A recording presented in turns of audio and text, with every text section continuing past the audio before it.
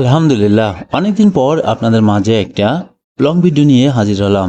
আমার আজকের ভিডিওতে আসলে দেখানোর তেমন কিছু নেই, তারপরেও এমন কিছু দেখাতে যাচ্ছি যেটা দেখলে আশ্চর্য হবেন।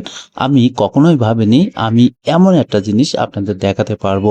চারিপাশে ফাঁকা মাঠ, তারপরেও একটা সরিষার দানা থেকে গাছ হয়েছে এবং সেখানে কিন্তু জন্মিয়ে এবং ফুলও চলে আসলো। আর এমন প্রকৃতিটা আমি কখনোই আশা করিনি যে দেখতে পারবো। চারিপাশে যেখানে ফাঁকা মাঠ, সেখানে একটা বীজ কিভাবে এলো আর সেখান থেকে এই গাছটাও কিভাবে আসলো, এটা আসলে অবাক লাগে। তবে যেই হোক না কেন, আল্লাহ পাকের কুদরতে সবকিছুই সম্ভব। এই ফাঁকা মাঠের ভিতরেও একটা দানা পড়েছে, সেই দানার থেকে গাছ হয়েছে। সেখানে কিন্তু সরিষার ফুলটাও হয়ে গেছে। আমি এটা দেখানোর জন্যই এটাই বলতে চাচ্ছি, উপরওয়ালা আসলেই যা করে ভালোর জন্যই করে। যাকে বাঁচায় সে বেঁচে থাকে, যাকে বাঁচায় না সে কখনোই বাঁচতে পারে না। এটা আমাদের সবসময়ের জন্য এবং বিশ্বাস করতে হবে। আমরা যখন যেটাই করি না কেন তাকে স্মরণ করতে হবে। তো ফাঁকা মাঠের ভিতরে সুন্দর একটা গাছ এবং এই সরিষার দানা থেকে একটা গাছ হয়েছে, সেই গাছটাও বেঁচে আছে। অথচ চারিপাশে যেখানে ফাঁকা, আমি ভাবতাম অন্য কিছু যদি লাগাতো আশেপাশে তাহলে সেই বীজ থেকে হয়তো একটা সরিষার দানা ছিল। অথচ না থাকার পরেও এখানে একটা দানা বীজ পড়ার পরই সেখানে গাছও হয়, সরিষার ফুলও চলে আসছে। হয়তো এখানে সরিষাও ধরবে। পাশেই একটা বেগুন পটল ক্ষেত, সেই পটল ক্ষেত থেকেই কিন্তু এটা আশা করা যায় না।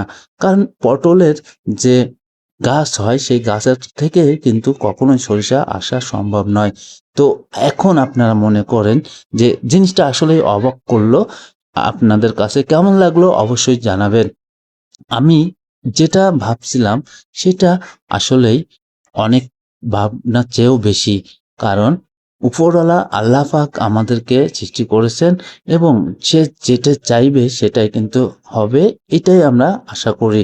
তারপরেও চারিপাশে দেখাচ্ছি, দেখেন ফাঁকা আর ফাঁকা, কোথাও কিছু নেই, পানি নেই, কোনো কিছু নেই, চাষবাস নেই, অথচ একটা গাছ হয়েছে। চারিপাশে বনলতা দিয়ে কিন্তু ঘেরা।